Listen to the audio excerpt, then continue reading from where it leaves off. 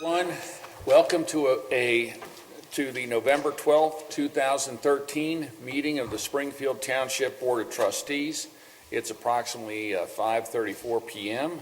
Mr. Burning, may we please have the roll call? Yes, Ms. McFarland? Present. Mr. Bryan? Present. Mr. Honolaw? Present. All trustees are present. Next, would everyone please stand and join me in the Pledge of Allegiance?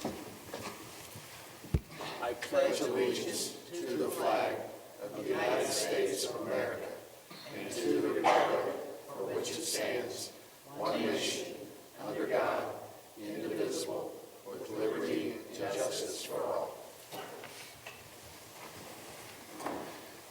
The first thing that we have on our agenda this evening is a special presentation from the Cincinnati Museum Center, and we're pleased to have Mr. Terry Dickey here, who is the Assistant Vice President of Community Engagement, and he has a brief presentation for us. Good evening, folks. Good evening. Trustees and Springfield Township stakeholders. At your place setting, Kim was so kind enough to help me distribute our quarterly newsletter. So you'll see it in Mosaic. I understand I only got 5 minutes, but I did want to go over this because this is probably the best promotional tool that gives you as comprehensive as possible kind of outlay of things that we have going on. So if you could turn to inside the cover on page 3, you will notice at the very top we have our ever popular OmniMax movie Rocky Mountain Express returning to Cincinnati Museum Center. This is a fantastic film, and if you have kids or grandkids, this is something, to my surprise, that kids particularly like. I have a 6-year-old daughter and a 4-year-old son who typically fall asleep in movies. They fall asleep so often, I even fall asleep, so we just stop going to the show, right? So I ended up taking them to Rocky Mountain Express, and not only did they stay awake through the whole 50-minute film, but they also had questions. They wanted to know how many Chinese people perished in the making of Rocky Mountain Express. So it was really educational and entertaining of a movie, and the scenery is absolutely breathtaking to watch in an OmniMax film. Now, for some of you who may not be familiar with OmniMax, it is not the same as IMAX. This is basically a 270-degree theater, so it really plays on your peripheral vision. So if you can imagine being inside of a dome, if you will, okay, with the movie screen surrounding you, so you're actually in the movie, it feels like. That's the kind of experience you get with an OmniMax movie. Moving on, if you all could turn the page to page 4, and you'll see we have something new. On the left side, you'll see Holiday Mystery Theater. This is occurring on Friday, November 22nd. And it's a very unique experience. Some consider it a good opportunity for date night. But nevertheless, it is a good evening for friends. The mission for this particular event covers your dinner and a mystery theater show. So a little something new that we're trying out this year. And Museum Center is proud to have a number of programmers on staff. So a lot of the programs that we offer, you will notice, are done by staff. The other side of that page, we have a winter solstice celebrations. I wanted to point that out to you in case any of you are interested in how different cultures celebrate the holidays. This has always been popular. In the past, we've done it all on one day, kind of like a festival. But this year, we're picking different Sundays to highlight a different culture. Okay, so moving on, here's something for all you parents around the holiday season. On page 5, you'll see towards the middle of the page, Parents' Day Out. That's right, the science of the holidays. So if you're looking for an educational babysitter on steroids, if you will, please consider Cincinnati Museum Center, especially if you want to get some holiday shopping done. This is a new event for us. We're trying it out. We're targeting ages 7 through 12. We're not quite equipped or certified to change diapers, so the really small kids would not be able to be left alone with us there. Moving on. On December 7th and 8th, we have Grandparents Weekend. If any of you all are grandparents, Pancakes with Santa sells out very quickly and is a very popular event for us. We do have Santa Claus coming down from the North Pole. I think he's also going to stop by Springfield Township Festival you guys are having on the 7th also, but he will make his way over to Union Terminal to visit with our kids and grandparents as well. A couple of things that are not in here that I did want to highlight. One, we have a program called Passport to the World, which consists of 5 different culture festivals. So for those of you who have an affinity towards learning about different cultures, we have our first one of the season coming up on November 16th, which is Latin Culture Fest. This is my favorite one for shopping as I get ready for the holiday season because they have real handmade alpaca wool sweaters and hats and gloves. Even last year we were able to bring an alpaca to the premises. But the shopping there is fantastic. They're authentic artifacts, and the cultural presentations and entertainment is also a must-do at Museum Center. The second one, just to have it on your radar, is our African Culture Fest. It is 29 years old. It is over Martin Luther King Jr. weekend, and it covers 3 days, that Saturday, Sunday, and Monday. It is our most popular Culture Fest. So if you want to find something to do on that holiday weekend, please consider African Culture Fest. Okay? A couple of highlights, and please let me know once my time gets close to ending, but one of the highlights this year is our featured exhibit, Ultimate Dinosaurs. The uniqueness about the dinosaur exhibit that you may have seen on TV is that once you purchase a ticket, you can use that ticket to return as many times as you want to with your kids, your grandkids, or your friends, okay? And then we also currently have a tie-in movie to the dinosaur experience with our OmniMax. Many of you heard, some of you haven't, that we recently merged with the National Underground Freedom Center, National Underground Railroad Freedom Center, last year in July. We're a little over a year old with that merger, but I did want to point out that they have a fantastic exhibit over there. It's called And Still I Rise, inspired by Maya Angelou, and it is a collection of quilts that all tell a story of some fashion. So if you get a chance to visit our Freedom Center, be sure to check out Still I Rise exhibit on display there, and you can even ask for someone to explain to you who may be knowledgeable about the quilts, kind of like the story behind each of the quilts, what tells the story. So very profound, very, very good use of time, in my opinion. I would like to take this opportunity to open up the floor to any questions I might be able to answer for any of you. Does anyone have any questions? No? Okay. Well, in closing and to wrap up, one thing that is coming to Museum Center is an exhibit on Princess Diana. Tickets are on sale now, scheduled to open in March. There's different price points for that. You can go on to our website, cincymuseum.org, to learn more about that. And then for those of you who are train aficionados, we do have our gifted trains from Duke Energy that are on display now. For those of you who are Duke Energy customers, you can get a complimentary voucher to go visit that display by visiting holidaytraindisplay.com. Once again, holidaytraindisplay.com for your free vouchers to visit the Duke Energy trains that were gifted to Cincinnati Museum Center. Once again, I'd like to thank all the trustees for allowing me to come on and present to you all today. And I do have some cards I will leave with Kim in case anybody has any questions or follow-up and would like to chat with me. I have a quick question. On the Rocky Mountain Express returns, that's featured during the regular museum hours? Yes. Anytime? Okay. Not anytime, from 2 o'clock and 4 o'clock only. We will show that. Okay. Good question. Very good. Thank you. All right, Mr. Dickey, thank you very much for coming out. It's been very informative. Thank you. All right, moving on with our agenda this evening. Mr. Burning, do we have the fiscal officer's report? Yes, we do. Let me just finish that little note there. I request a motion to approve receipts, warrants, payroll expenditures, updated and current revenues and reports for the period. So moved. Second. All those in favor? Aye. Okay, I just wanted to let everyone know that the financial reports are available for viewing at the administrative offices weekdays during regular business hours. That's all I have. Thank you, Mr. Burning.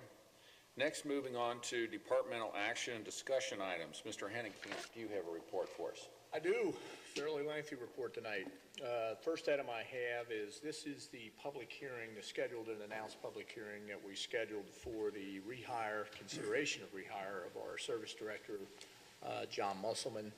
And just a little background on this issue. As the board is well aware, we've been talking about succession planning in all of our departments is, I think we realize that within the next 5 years, every one of our department heads is eligible to retire.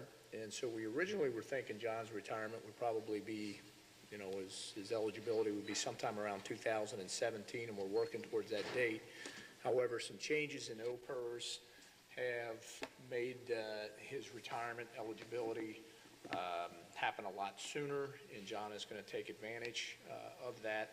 And so on September the 10th, we essentially announced that the board would be taking the rehire into consideration for John's retirement, which would take place on November the 29th, and then the board would consider rehiring John on December the 2nd.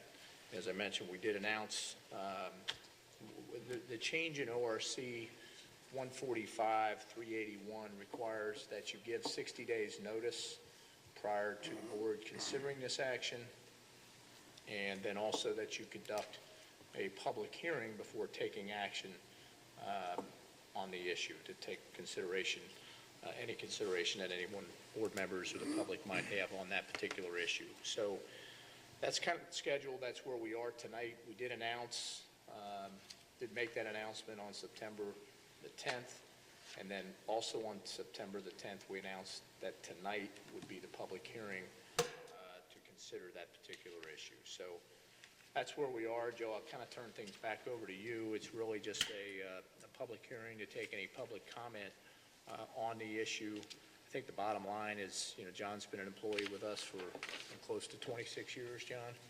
And, we do have, we're working on a succession plan for his replacement, but we're not ready at this point because of the person who would be most next in line to replace John is also eligible and considering retirement. So there's kind of be some time that we're going to need to get things organized in the service department.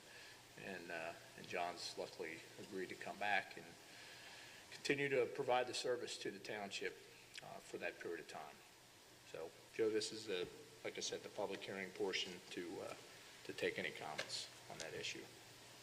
Well, thank you, Mr. Hennenkamp. This is the public hearing for that purpose, so is there anyone here that would like to address the board and make any comments regarding the potential rehire of John Musselman? Now or forever hold your peace. It appears for the record that there is no one who wishes to make a comment at this public meeting regarding this topic. So at this point, we will close this portion of the meeting that deals with the rehire of John Musselman here at the township. John, I guess what Mr. Hennenkamp was saying is your big shoes are hard to fill right now. So, but no. Nobody else wants the job. Joe, I think there were probably a lot of people that were going to be here and wanted that, and then they saw the snow in November, and they got November 12th snow, and nah, forget it. Thank you. So I'd have scared them off, John. So good timing.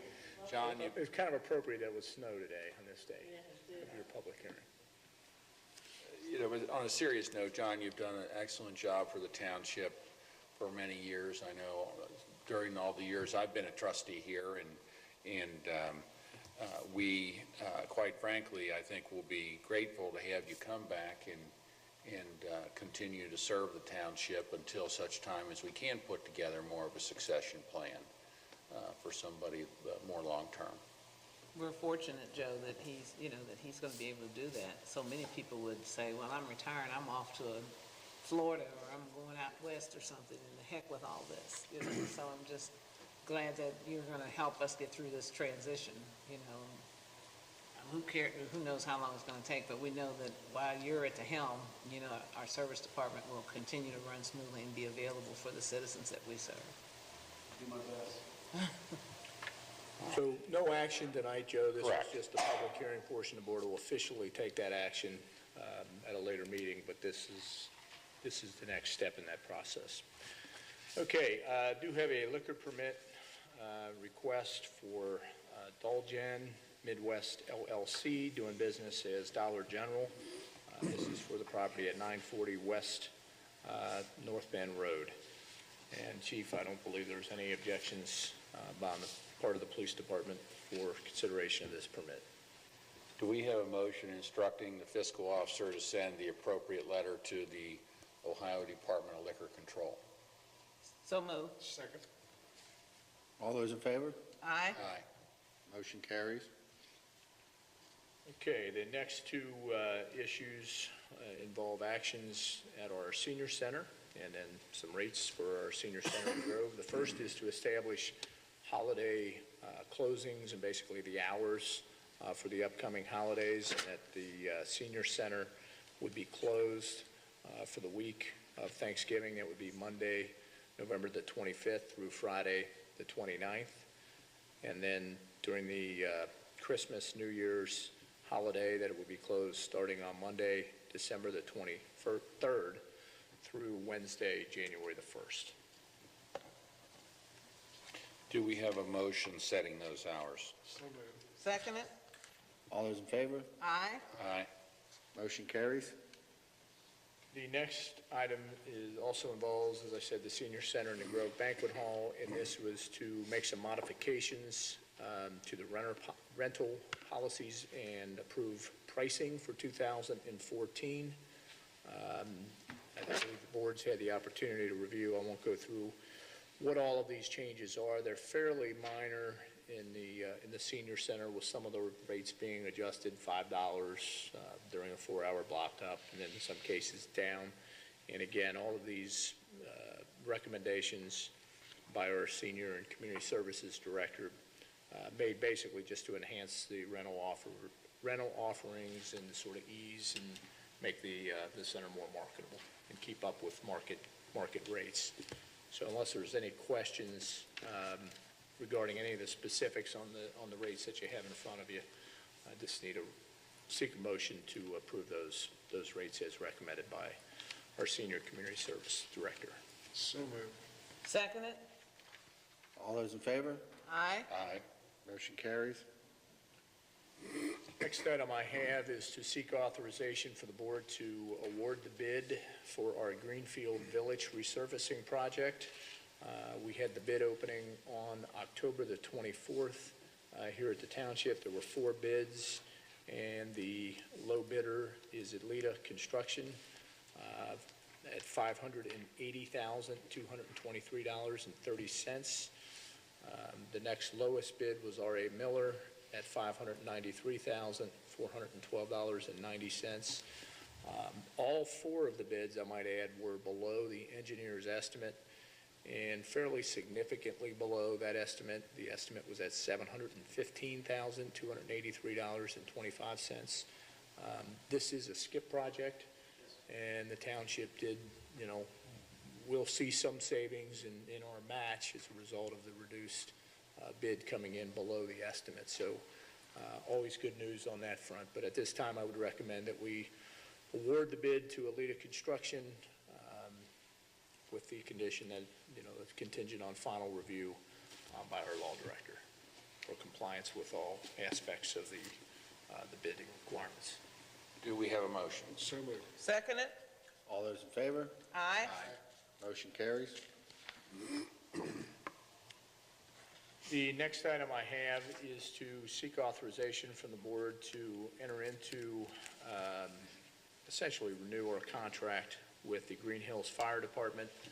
The township has had a long-standing agreement with the Green Hills Fire Department. This contract essentially is no change, so the only thing that we would be modifying is the term, as this contract does expire this year. So we're recommending that we're seeking authorization to allow me to enter into the agreement. The contract would essentially be the same as the one we have currently for a period of 3 years, starting in 2014. We have a motion?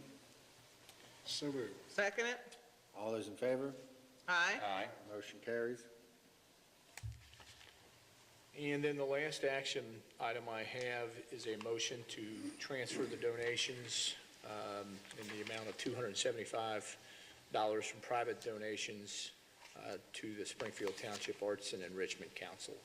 And if the board remembers, this is something we talked about either at our last meeting or back in September, that this action is necessary until which time is the Springfield Township Arts and Enrichment receives its full charitable donation designation by the IRS.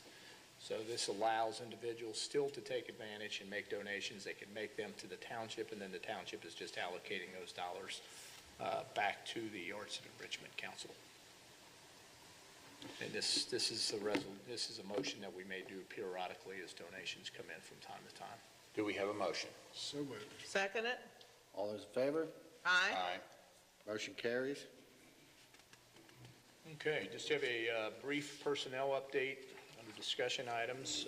Did accept the resignation of Brian Loskamp as a part-time paramedic firefighter. His date of resignation was October the 17th, 2013, and the board did terminate the employment of Nick Helms as a part-time police officer. Date of his employment termination is October 30th, 2013. And I will turn things over to Kim to bring us up to date with what's going on with community events and programming and the website. Thank you. I would just like to notify the board that the Springfield Township website will be up and running sometime between November 22nd and 29th. Everything is on the schedule there. And we've got 2 events for the holidays. Winterfest is scheduled for December 7th. The event starts at 1 and goes until 4 o'clock p.m. And the Cincinnati Civic Orchestra concert will begin at 3 o'clock p.m. on Sunday, December 8th.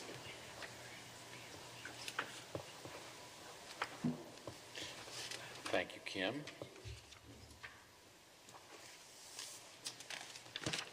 Mike, So that's anything else? all I have. I know you have copies of the departmental activity report, so unless there's a question about anything on that, that's all I have. Thank you very much. Next, then, moving on to board resolutions. This evening, we have a number of resolutions.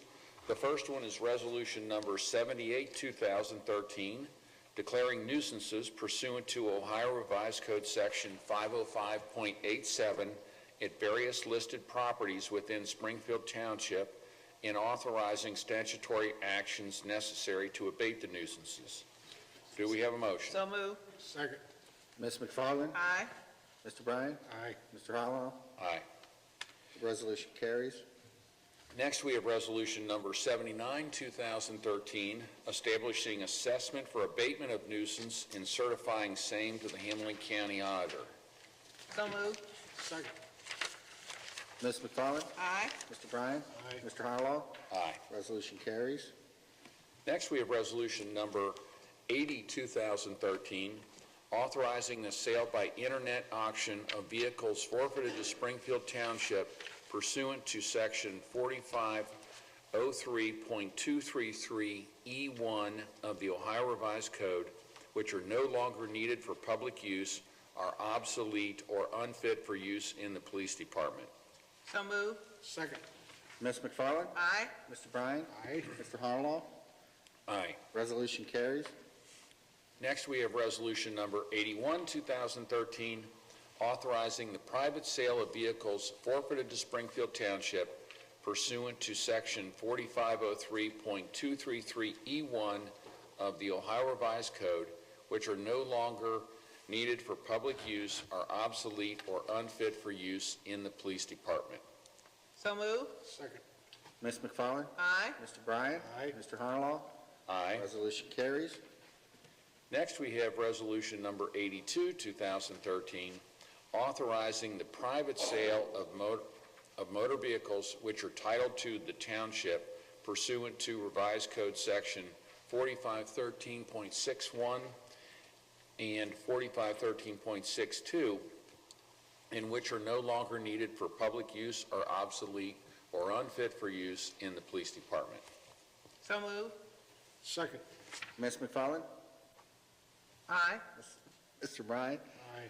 Mr. Harlow? Aye. Resolution carries. That was resolution. I was getting ready, you read 83, 2013. Did I skip 82? Yes. Well, if we did, we'll go back and correct that. Resolution Number 82, 2013, authorizing the private sale of motor vehicles which were titled to the township pursuant to Revised Code 4513.61 and Revised Code 4513.62, and which are not needed or unfit for use in the police department. So moved. Second. Ms. McFarland? Aye. Mr. Bryan? Aye. Mr. Harlow? Aye. Resolution carries. Next. Explains why I was hearing an extra word in there. I know. Exactly. I was gonna let him read it because I knew he was reading the other one. Yes, the difference in those resolutions is some are by private sale and some are by internet auction. right. Yeah. Next, we have resolution number 84, 2013, rescinding resolution number 29, 2013, declaring surplus in the fire department. So moved. Second. Ms. McFarland? Aye. Mr. Bryan? Aye. Mr. Harlow? Aye. Resolution carries. Then we finally have next we have resolution number 85, 2013, authorizing sale by auction of unneeded or unfit for use property in the fire department. So moved. Second. Ms. McFarland? Aye. Mr. Bryan? Aye. Mr. Harlow? Aye. Resolution carries. And finally, we have one more resolution, which is resolution number 86, 2013. This is a resolution to appropriate and transfer general funds to the Road and Bridge Fund. Do we have a motion? So moved. Second. Ms. McFarland? Aye. Mr. Bryan? Aye. Mr. Harlow? Aye. Resolution carries. All right. And that is the resolutions for this evening. Do we have any old business this evening before the board? I have none. Do we have any new business? I don't have any. The only thing I would say is this past month, I did attend the Cincinnati Water Works Metropolitan Sewer District meeting that was held out at the Sharonville Convention Center one morning. And it was interesting to kind of see how the two departments have merged. And there was a lot of discussion regarding water quality. We have some, according to the presentation, some of the highest quality water in the nation between the activated carbon filtration system that they put all the water through. And then also they've instituted a new ultraviolet sanitizing thing that actually will kill any other microorganisms in the water. So we have very safe water here in Cincinnati. Between that and some of the other, we've had this organization called Orsanco that's constantly monitoring the water in the river and that. The other thing that kind of was striking is, they're saying that because of the wet weather initiative and the consent decree that Hamilton County entered into as a result of lawsuits that were filed in federal court, Hamilton County has to spend between $100 to $200 million every year for the next 18 years to fix our sewer system. And it's a huge amount of money, and it's going to be a challenge. I know one of the things which we're trying to do, and there's some pilot projects that are, or there's some legislation that was sponsored by Steve Shabbat in Congress to allow Cincinnati to be a pilot project in some new kind of green initiatives to come up with some ways to avoid this huge capital expenditure in certain areas, and by the use of less expensive technology, try and have us come into compliance with the Clean Water Act. So it's something that doesn't get on the front page of the news, but it's an important issue that's going to have long-term impacts on the region and the businesses and our, what we're going to pay for sewer rates and water rates. So it's something we need to encourage. Hopefully it's going to be a bill that's going to make it through Congress, and it'll allow us to avoid some of these, just outrageous expenditures that they have slated for the future.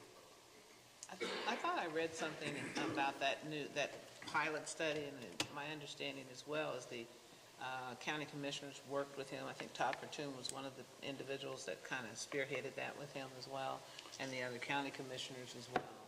I think Todd has been instrumental in trying to get this before Congress. And we're not alone. There are a bunch of other cities that are in Cincinnati's. Being an older city, we have a lot of combined sewers. We have where the storm water and the sanitary sewage flows into the same sewer. But we're certainly not alone, and they said there's going to be a lot of cities that are going to be competing for these pilot projects and trying to get some of the special treatment that they would bring, or at least kind of help to pioneer. So it'll be interesting to see as time goes on. And that's all I have under new business. Anybody else? With that, then, under citizens' participation, is there anyone here this evening that would like to address the board? If there is, we would ask that you step up to the microphone, state your name and address, and we'll listen. It appears that there is not this evening. So with that, do we have a motion to adjourn this meeting and to, I believe... Actually, I do have 3 different executive session issues. One would be for the employment of discussion involving employment of public employees, the potential sale of township property, and a update on pending litigation.